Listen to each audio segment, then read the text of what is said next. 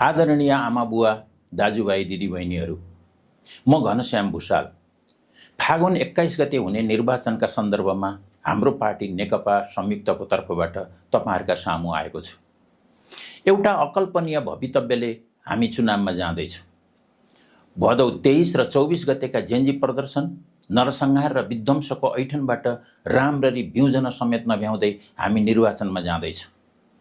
यो नेपाली जातले इतिहासमा कहिल्यै नभोगेको त्यस भयानक दुर्घटनाका कारण के थिए? कसरी त्यस्तो भयो? त्यसका अपराधीहरू को थिए? यी प्रश्नको उत्तर खोजिनु पर्थ्यो र सारा नेपालीलाई बताइनु पर्थ्यो। तर त्यो सबै केही नगरिकनै हामी निर्वाचनमा जाँदैछौँ। वास्तवमा हाम्रो राजनीतिको नालायकीले समाजमा असन्तुष्टि थुप्रिँदै गएको पृष्ठभूमिमा जेन्जी प्रदर्शन भएको थियो र त्यसमा टेकेर षड्यन्त्रकारीहरूले मुलुकलाई अग्निकुण्डमा धकेलेका थिए। अर्थात् नेताहरू नालायक थिए, त्यसको न्युमा षड्यन्त्रकारीहरूले राष्ट्रलाई घुँडा टेकाएका थिए। यी तथ्यलाई हामीले राजनीतिक र कानुनी रूपमा किटानी गर्नु पर्थ्यो, दण्डित गर्नु पर्थ्यो। त्यसो गरिएको भए पहिलो त हाम्रो राजनीतिक पार्टी र नेताहरूको नालायकी बारे राष्ट्रले थाहा पाउँथ्यो र राजनीतिक पार्टीहरूका लागि चेतावनी बनिरहन्थ्यो। दोस्रो, त्यस विध्वंसका अपराधीहरूको पहिचान हुन्थ्यो, तिनीहरू दण्डित हुन्थे। विडम्बना के छ भने त्यत्रो विषयलाई अनदेखा गरेर आज यो राष्ट्र निर्वाचनमा जाँदैछ। केहीले त्यसलाई केवल विदेशी षड्यन्त्र हो भनेर खारेज गरेका छन् र आफ्ना नालायकी ढाक्ने प्रयत्न गरेका छन्। अर्का थरीले त्यस विध्वंसलाई मौन समर्थन गरेका छन्। अरू कतिपयले जिब्रो छपाएका छन्, अवसरवादी बाटो लिएका छन्। यसरी हामी राजनीतिका नालायकी र विध्वंसकारीका षड्यन्त्रलाई चुपचाप बोकेर हिँड्न अभिशप्त भएका छौँ। यो ठूलो गल्ती भएको छ। यस आत्मवञ्चनाको ग्लानीले हाम्रो लोकतान्त्रिक गणतन्त्रलाई सुदूर भविष्यसम्म पनि तर्साइरहनेछ। नेपाली जनताले धेरै ठूलो अपेक्षा आशा गरेका होइनन्। हाम्रा छोराछोरी बेरोजगार नहुन्, 12-13 वर्षमा छोराछोरी विद्यालयबाट निस्कदा आफ्नै खुट्टामा उभिन सक्नेछन् भनेर सबै बाबा आमाहरू ढुक्क हुन पाउन्। कुनै पनि नेपाली नागरिक पैसा नभएका कारणले रोगले थलिएर कहराई मर्न नपरोस्। भएको जायज यथा अस्पताललाई बुझाएर सडकमा आउन नपरोस्। आफ्नो संस्कार अनुसार चाडपर्व मनाउने औकात सबै नेपालीको होस्। दुई छाकको जोहो गर्न, आफ्ना लालाबाला पाल्न कुनै नेपाली जवान छोरो वा जवान छोरी विदेश जान नपरोस्। हाम्रा सन्तानले मुलुक छोड्दै गरेको, गाउँहरू रित्तिँदै गएको, घरहरू भत्किँदै गरेको आजको यो दुर्दशा रोकियोस्। कुनै पनि नेपाली छोराछोरीमाथि दलितका नाममा विभेद नहोस्। महिला भएकै कारणले कुनै नेपाली सन्तानले भेदभाव भोग्न नपरोस्। के हिमाली, पहाडी वा मधेसी सबै नेपाली पुर्खाले हजारौं वर्षदेखि बनाएको साझेदारी अझ बलियो बन्दै जाओस्। अन्तर्राष्ट्रिय मञ्चमा हामी नेपाली हेपिन नपरोस्। आजका हाम्रा आकांक्षा यी नै हुन्। हाम्रो संविधानले देखेको समृद्धिको सपना पनि यही हो। यो पूरा गर्न नसकिने सपना होइन। हामीले हेर्दा हेर्दै कैयन मुलुकहरूले ती सपनालाई विपना बनाइसकेका छन्। हामीसँग ती कैयन मुलुकभन्दा पर्याप्त मानवीय र प्राकृतिक स्रोत संसाधन छन्, इतिहासको विरासत छ। हामीसँग नभएको जिम्मेवार राजनीति मात्रै हो, जसका कारणले हामीले धेरै अवसरहरू गुमाएका छौँ। सबै मुलुकका गौरव र अपमानका आफ्नै इतिहास छन्। 5000 वर्षको अविच्छिन्न इतिहास भएको चीनमा 100 वर्ष विदेशीले शासन गरे, जसलाई उनीहरू अपमानका 100 वर्ष भन्छन्। इतिहासको त्यस पीडाले उनीहरूलाई हर बखत सतर्क राख्छ। भारतमा 200 वर्ष बेलायतीहरूले शासन गरे।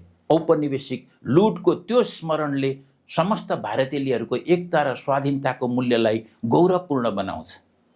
युरोपका 8-9वटा मुलुकले संसारभरि शासन गरेको त्यो समय हाम्रा पुर्खाले नेपालको स्वतन्त्रता जोगाए। बेलायती साम्राज्य र विशाल चीनसँग लडेर पनि यो माटो जोगाए। यो हाम्रो गौरवको इतिहास हो। तर हामी आजसम्म गरिबै रह्यौँ। जुन व्यवस्था आए पनि, जुन सरकार आए पनि हामी परनिर्भर नै रह्यौँ। पिँढी दर पिँढी सर्दै आर्थिक पराधीनताको विरासत हामीसँग आएको छ। आर्थिक हिसाबले गरिब र पराधीन बनाइरहने, राजनीतिक रूपले अस्थिर बनाइरहने र सामाजिक रूपमा विभाजित गर्ने दलाल पुँजीवाद वा बिचौलिया तन्त्रले मुलुकलाई सुकेनासको रोगी जस्तै बनाएको छ। यो हाम्रो अपमानको इतिहास हो। अपमानपूर्ण इतिहासको यो प्रवाहलाई हामीले रोक्नै पर्छ, फेर्नै पर्छ। दुर्भाग्यवश यस निर्वाचनमा यस्ता ज्वलन्त विषयमा आवश्यक छलफल नै भएन। पुराना पार्टीहरू आफ्ना नेताका नालायकी ढाक्नमै व्यस्त छन्। मरणोपरान्त सत्ता नछोड्ने नेतामाथि लागेका आरोपको प्रतिवाद गर्न तिनको सम्पूर्ण शक्ति खर्च भएको छ। ती पार्टीका लाखौं समर्थक र कार्यकर्ता नैतिक सङ्कटमा छन्। एकातिर आफैले बनाएको पार्टीप्रति आस्था र विश्वास छ, अर्कोतिर नेताका नालायकीको दुर्दशा छ। यस्तो बेला मुलुकले नयाँ बाटो खोज्नै पर्थ्यो, नयाँ राजनीतिक शक्तिको खोजी गर्नै पर्थ्यो। तर देशले खोजेको नयाँ शक्ति विचारले, सिद्धान्तले, कार्यक्रमले नयाँ हुनु पर्थ्यो। मुलुकका चुनौती र सम्भावनाको मार्गचित्रका वरिपरि लाखौं जनतालाई गोलबन्द गर्न सक्ने भरपर्दो पार्टी हुनु पर्थ्यो।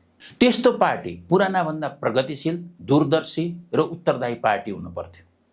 दुर्भाग्यवश समयले नेपाललाई फेरि ठग्यो। आज नयाँका नाममा सडकमा जुन रमिता भइरहेको छ, विचारहीनतालाई जसरी महिमा मण्डन गरिँदैछ, आक्रोश, उद्दण्डता, उन्मादलाई जसरी प्रोत्साहित गरिँदैछ, प्रश्नहरूलाई निषेध गरिँदैछ, राजनीतिक मूल्यहरूमाथि जुन मजाक भइरहेछ, यसले हाम्रो भावी राजनीतिको झन कहाली लाग्दो चित्र देखाउँछ। एकातिर मुलुक कता जान्छ, अझै कस्ता ठक्कर खान्छ, भूराजनीतिका शक्तिशाली छालहरूसँग यसले कसरी सामना गर्छ भन्ने भयानक चिन्ता छ। अर्कोतिर भविष्यको राजनीतिका नायक भनेर आएकाहरूको यो तमासा छ। यो विरोधाभासले भोलि पनि हाम्रा दिन सजिला छैनन् भन्ने देखाउँछ। अर्थात् पुरानाले त राजनीति डुबाएकै थिए, नयाँले पनि अझ डरलाग्दो बाटोमा लैजाँदैछन् भन्ने देखाउँछ। संक्षेपमा मुलुकले बेहोरिरहेका सङ्कटबाट यो निर्वाचनले पनि निकास नदिने भयो भन्ने देखाउँछ। कुनै पनि राष्ट्रले इतिहासमा गरेका दुःखका अनुभवबाटै जीवन शक्ति आर्जन गर्छ। पिँढी दर पिँढी आफ्ना पुर्खाले निर्माण गरेका गौरव गाथाबाट, आफैले सिकेका शिक्षाबाट आर्जन गर्छ। कैयन खतराको सामना गर्दै र जोगिँदै आएको सम्झनाले आफू जस्तै अरू जातिहरू पनि धुलोबाट उठेका थिए भन्ने उदाहरणले यो देश फेरि पनि उठ्न सक्छ भन्ने सङ्कल्पले हामीलाई बाँच्न र अगाडि बढ्न सिकाउँछ। आज हामी इतिहासको सम्पूर्ण विरासतमाथि उभिएर भविष्यको बाटो सुनिश्चित गर्नुपर्ने समयमा छ। बेला बेलामा हाम्रो असावधानीको मूल्य राष्ट्रले तिर्दै आएको छ। अब पनि असावधान हुने सुविधा हामीलाई छैन। आजका जडताबाट बाहिर निस्केर हामीले राष्ट्रप्रति आफ्नो जवाबदेही पुरा गर्नुपर्ने भएको छ। हामीले परनिर्भरताको अपमानपूर्ण इतिहासको दुश्चक्र तोड्नै पर्छ। राष्ट्रिय पुँजीको विकास गर्नै पर्छ। त्यसका लागि हाम्रो कृषि र उद्योगको संरक्षण गर्नै पर्छ। नयाँ प्रविधि र सूचना प्रविधिमा लगानी गर्नै पर्छ। सबै कृषि बाली वस्तुको न्यूनतम मूल्य तोकेर कृषकलाई निश्चित बचत हुने गरी बिक्रीको व्यवस्था गर्नै पर्छ।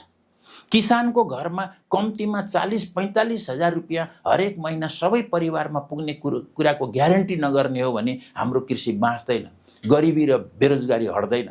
कृषिमा आश्रित लाखौं परिवारलाई गरिब नै राखेर देशको विकास हुनै सक्दैन। उद्योगलाई हाम्रो राजनीतिले बुझ्दै बुझेन। पृथ्वीनारायण शाहले जतिको पनि बुझेन। कृषि, वन र खानीमा आधारित उद्योग नै हाम्रो औद्योगिकरणको आधार हो। तिनको संरक्षण गर्नै पर्छ। राज्यको आड भरोसा हुँदा निर्यात गर्न सक्ने उद्योगलाई संरक्षणै गर्नुपर्छ। बेच्दा 100 रुपियाँ आम्दानी हुने बिजुलीबाट उद्योग चलाउँदा कम्तीमा 1000 रुपियाँको मूल्य अभिवृद्धि हुन्छ। त्यसैले हाम्रो जलविद्युतले उद्योगहरू चलाउने, सबै घरका चुलो हिटर बाल्ने, घरायसी मोटर लगायत सबै खालका सवारी साधनहरू चलाउने र त्यस पछाडि बचेको बिजुली मात्रै बेच्ने गरी योजना बनाउनुपर्छ। उत्पादन बढाउने ग्यारेन्टी गरेर मात्रै पूर्वाधारमा लगानी गर्नुपर्छ। तत्कालै प्रतिफल नदिने विमानस्थल, ठुला भवन, भ्यू टावर, नेताको इज्जतका लागि बनाइने सडक लगायत त्यस्ता पूर्वाधारमा लगानी बन्द गर्नुपर्छ। हाम्रो जस्तो भौगोलिक तथा सांस्कृतिक विशेषता भएको मुलुकमा पर्यटन क्षेत्रमा 10 लाख प्रत्यक्ष रोजगारी सृजना गर्न धेरै गाह्रो कुरा होइन। नयाँ प्रविधि र सूचना प्रविधि हाम्रो अर्थतन्त्रका नयाँ तर असाध्यै महत्त्वपूर्ण क्षेत्र हुन्। राज्यले ध्यान दिँदा त्यस क्षेत्रमा रोजगारी र आय आर्जनको ठूलो सम्भावना छ। यी काम गर्दा 10 वर्षमा नेपालको बेरोजगारी हटाउन सकिन्छ। तर राज्य स्वयंले नेतृत्व नगर्ने हो भने केही पनि हुँदैन, कहिल्यै हुँदैन र कहीँ भएको पनि छैन। ऋण दिएकै नाममा हाम्रो आर्थिक व्यवस्था नै दाताहरूको जिम्मा लगाउने आजसम्मको चलन फेर्नै पर्छ। तिनकै सुझाव र शर्तलाई मानेर हामीले करिब 40 वर्षसम्म बजारले सबै थोक गर्छ भन्दै आएका हौँ, तर भएन। लामो समयदेखि हाम्रो पैसा अनुत्पादक क्षेत्रमा खर्च भएको छ, ब्याङ्कमा थुप्रिँदै गएको छ, केही जलविद्युतमा गएको छ, तर न त ब्याङ्कको लगानी रोजगारी सृजना गर्ने काममा केन्द्रित छ, न औद्योगिकरण गर्ने उद्देश्यले जलविद्युत क्षेत्रको विकास गरिएको छ। बजारलाई सबै कुरा जिम्मा लगाएको परिणाम आज हाम्रो अर्थतन्त्र अनुत्पादक भएको छ। राज्यको बलियो आड भरोसा र नेतृत्व भएन भने निजी क्षेत्रको पनि सुरक्षा हुँदो रहेनछ भन्ने कुरा हाम्रै अनुभवबाट पनि हामीले सिक्नुपर्छ। यो चुनावी मैदानका कुनै पनि प्रमुख पार्टीहरू यस्ता विषयमा बोल्दैनन्। तिनीहरू पुरानै र सजिलो बाटो हिँड्न चाहन्छन्। त्यसैले हामीले दाबीका साथ भनेका छौँ, यी सबै पार्टीहरू सारमा एउटै हुन्, सबै पुरानै पार्टी हुन्। के नयाँ के पुराना, के कम्युनिस्ट के गैर कम्युनिस्ट, सबै पार्टीका घोषणापत्र हेर्नुहोस्, सार एउटै छ। पराधीनतालाई कायमै राखेर देश विकास गर्ने यी सबैको सिद्धान्त छ, कार्यक्रम छ। अर्थात् स्वर्गतिर देखाउने, नर्कतिर हिँड्ने। जबकि नेपालले आज नयाँ वा पुराना अनुहारको होइन, रूपान्तरणकारी राजनीतिक विचार र सङ्कल्प भएको राजनीतिक शक्ति खोजेको छ। समाजवादले मात्रै सबैलाई रोजगारी दिने प्रतिबद्धता गर्छ। हाम्रा कम्युनिस्ट पार्टीले त्यो काम गर्नु पर्थ्यो, तर ठुला भनिएका कम्युनिस्ट पार्टीको नेतृत्व त्यसप्रति इमान्दार भएन। त्यसैले तिनी असफल पनि भए। दुईटा कारणले तिनीहरू असफल भए। पहिलो, अरू पुँजीवादी वा दलाल पुँजीवादी पार्टीका नेता जस्तै कम्युनिस्ट पार्टीका नेताहरू पनि सत्ताका कुलती भए, सत्ता बाहिर बाँच्नै नसक्ने भए, बिचौलिया तन्त्रसँग आत्मसमर्पण गरे, आन्दोलनलाई जमिनदारी जस्तो कुत उठाउने साधन बनाए। दोस्रो, क्रान्तिका नाममा सत्ताको व्यापार गर्ने नेतामाथि प्रश्न गर्ने इमान्दार कार्यकर्तालाई किनारा लगाए, पार्टीबाट लखटे, नालायक र चाकरीबाजहरूलाई प्रोत्साहित गर्दै गए। पार्टीमा लोकतन्त्र हराउँदै गयो, व्यक्ति पूजा बढ्दै गयो। लाखौं कार्यकर्ताको त्याग र समर्पणले बनेका कम्युनिस्ट पार्टीहरू नेताको भक्तिगान गाउने खेतलाहरूको झुन्डमा परिणत भए। क्रमशः तिनले समाजको प्रतिनिधित्व गर्ने क्षमता गुमाउँदै गए। आज जनताले खोजेको राजनीतिक पार्टी बिचौलिया तन्त्रसँग सौदाबाजी नगर्ने, आन्तरिक लोकतन्त्र भएको र समाजवादी विचार सिद्धान्तमा प्रतिबद्ध भएको, कम्तीमा यी तीनवटा चरित्र भएको पार्टी हो। समयको यस मागलाई स्वीकार गरेर नेकपा संयुक्त यस निर्वाचनको मैदानमा सहभागी भएको छ। प्रथमतः यो पार्टी मन, वचन र कर्मले बिचौलिया तन्त्रको विरुद्धमा छ। दोस्रो, हरेक पार्टी कमिटीमाथि कुनै नेताको दबाव वा आदेश नहुने कुराको ग्यारेन्टी गरेको छ। तेस्रो, राष्ट्रिय पुँजीको विकास गर्दै, उद्यमी राष्ट्रको निर्माण गर्दै, श्रमजीवी जनताको जीवनको अवस्था फेर्दै, जनताको समृद्धि हुँदै, हाम्रो संविधानले किटानी गरे झैँ समाजवाद निर्माण गर्ने सिद्धान्त र कार्यक्रममा स्पष्ट छ। आजकै अवस्थामा यी सबै कार्यभार केवल हाम्रो पार्टीले मात्रै पुरा गर्छ भनेर हामीले दुनियाँलाई र आफैलाई ठग्न चाहँदैनौँ, हामीले धोका दिन चाहँदैनौँ। सबै इमान्दार कम्युनिस्टहरू, प्रगतिशील लोकतान्त्रिक र देशभक्तहरूको बलियो राजनीतिक आन्दोलन र पार्टीले मात्रै राष्ट्र निर्माणको जिम्मेवारी पुरा गर्न सक्छ भन्ने कुरामा हामी स्पष्ट छौँ। हामीले अगाडि सारेको कार्यक्रमले त्यस्तो एकताबद्ध आन्दोलन र शक्तिको निर्माण गर्नेछ। त्यसका लागि हामी सङ्कल्पबद्ध छौँ। हामी नेपाली जनताले निरन्तर लड्दै आएको देशभक्ति, लोकतन्त्र र समृद्धिको लडाईँको उत्तराधिकार कबुल गरेर, जुनसुकै धारको भए पनि कम्युनिस्ट आन्दोलनमा बगेको रगत र तिनका आदर्श सपनाको समेत उत्तराधिकार कबुल गरेर तपाईँहरूका सामु आएका छौँ। सडकमा वा सदनमा हामी जनताकै पक्षमा हुनेछौँ, जनजागरण र अभियानमै हुनेछौँ। त्यसैले हँसिया चिन्हमा आफ्नो अमूल्य भोट दिएर हाम्रो पार्टी नेकपा संयुक्तलाई, हाम्रा उम्मेदवारहरूलाई विजयी बनाउन सम्पूर्ण नेपाली दाजुभाइ दिदीबहिनीहरूमा, बाबा आमाहरूमा अनुरोध गर्दछौँ। खास गरी नौजवानहरूलाई हामी आग्रह गर्न चाहन्छौँ, राष्ट्र निर्माणको जिम्मेवारी हरेक नागरिकको हो, तर जुनसुकै मुलुकको जुनसुकै बेलामा युवाहरूको जिम्मेवार र दूरदर्शी प्रयासको भूमिका धेरै महत्त्वपूर्ण हुन्छ। अरू पार्टीमा रहेका सबै इमान्दार साथीहरूलाई पनि हाम्रो अनुरोध छ, कम्तीमा यी विषयमा तपाईँको पार्टीमा छलफल चलाउनुहोस्, पार्टीको स्पष्ट धारणा बनाउन जोड दिनुहोस्। बौद्धिक तथा आम सञ्चार क्षेत्रका साथीहरूसँग अनुरोध छ, निर्वाचनले आजका हाम्रा समस्या समाधान गर्दैन, तर त्यसले समाधानका लागि छलफलको समय दिन्छ। त्यस सन्दर्भमा हामीले अगाडि सारेका एजेन्डालाई तपाईँहरूको स्मृतिमा राखिदिनुहोस्। धन्यवाद। नमस्ते।